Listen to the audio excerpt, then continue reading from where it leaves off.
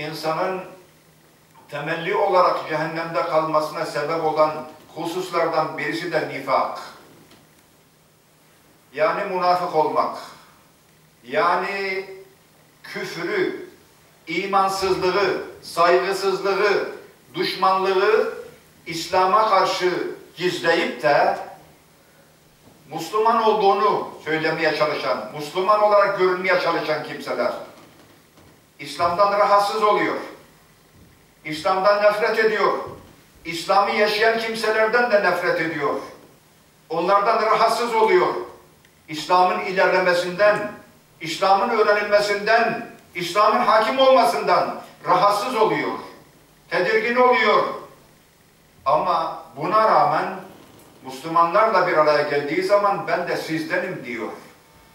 Küfrü, dinsizliği, ahlaksızlığı, İslam'a karşı düşmanlığı gizliyor ama lakin nedir? Müslüman olarak görülüyor. Bu türlü kimseler de cehennemde ebedi olarak kalacaklardır. İnnel münafıkîne fidderkil esfeli minen nar. Ve bunların cezası çok büyüktür. Cehennemin en alt tabakasındadırlar. Kafirler bunlardan daha merttir.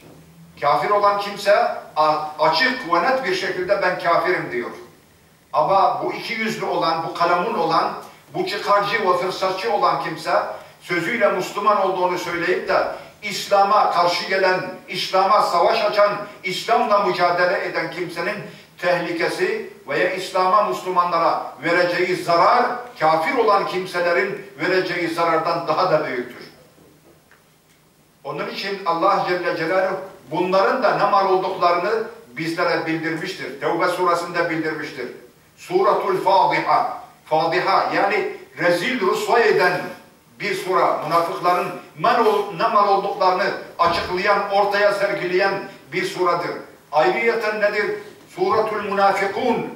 Münafıklar surası diye bir sura vardır. Bütün bunlar Rabbimiz bizlere bildiriyor ki onların tuzaklarına düşmeyelim. Onlar bizleri aldatmasın, kandırmasın. Çünkü bazı saf olan Müslümanlar biri yanına geldiği zaman Allah'ın isimlerini veya Allah'ın ayetlerinden birini söylediği zaman, okuduğu zaman hemen ona aldanıyor, hemen ona teslim oluyor, hemen gizli olan söylenmemesi gereken meseleleri veya durumları ona bildiriyor. Evet. Allah bizleri her türlü görünen ve görünmeyen, bilinen ve bilinmeyen düşmanlardan muhafaza eylesin. Allah bizleri bu dünyadan ayrılacağımız zaman iman üzere ayrılmayı nasip eylesin.